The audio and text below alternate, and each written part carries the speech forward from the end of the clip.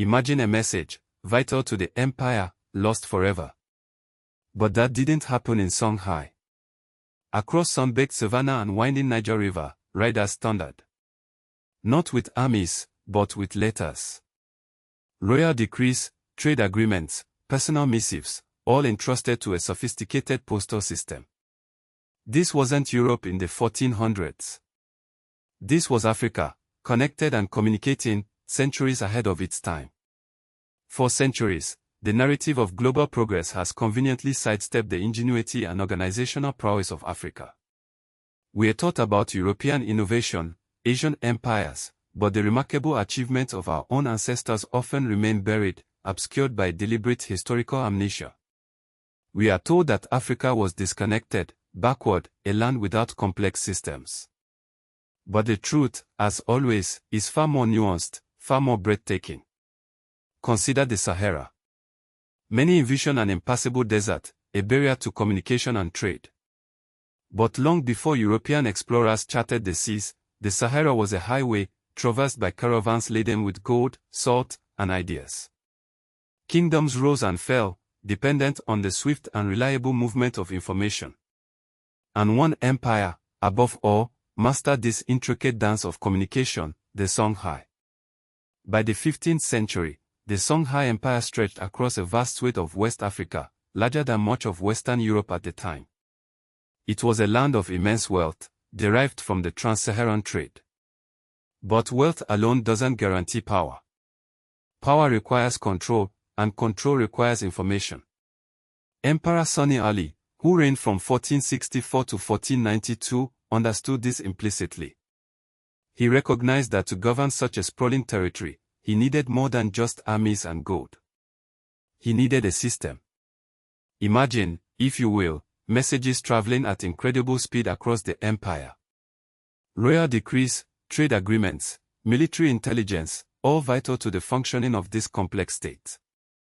Now, how did they achieve this? How did news travel so efficiently across such distances? Well, prepare to have your history books rewritten.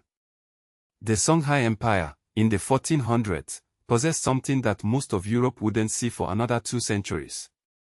A network, meticulously designed and maintained. A method of transmitting information with speed and precision. Wait. What?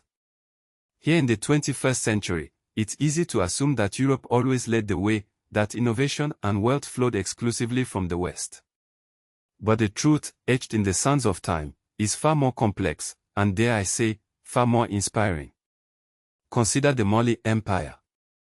We remember Mansour Musa's legendary pilgrimage to Mecca in 1324, a caravan so opulent it practically destabilized the gold markets of Cairo. But that was merely a symptom of a deeper reality, economic dominance. Estimates place Mali's GDP in 1300 AD higher than the combined GDPs of England and France. Let that sink in for a moment. While Europe was mired in the late Middle Ages, struggling with famine and disease, the Mali Empire flourished. Its universities, like Sankore in Timbuktu, were beacons of knowledge, attracting scholars from across the globe. The wealth generated from the gold mines of Bambok and Bure funded not just extravagant displays of piety, but also sophisticated systems of governance, trade, and agriculture. This wasn't luck, it was strategic brilliance. It was long-term vision. And here's where it gets really interesting. Think about what that level of economic output enabled. It wasn't just palaces and mosques. Sure, the Great Mosque of Jen stands as a powerful testament to their architectural prowess. But it provided something more crucial, the capacity for infrastructure and social services at a scale that rivals anything contemporaries were doing across the ocean. We hear tales of the Renaissance blossoming in Europe.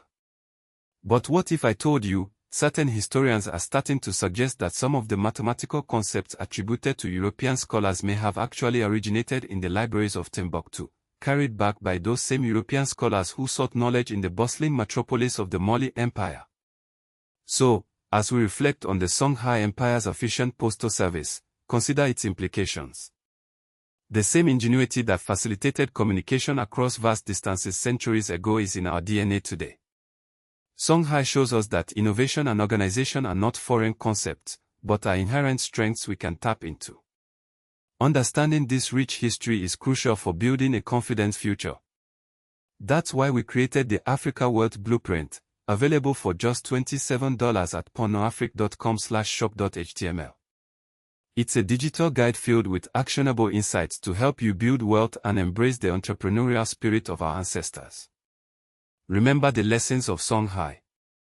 They didn't just move mail, they moved ideas, commerce, and progress. We can do the same. Let's build a future as remarkable as our past. High voltage follow, subscribe and like at Panafric for daily Africa Plus Money Plus Wisdom.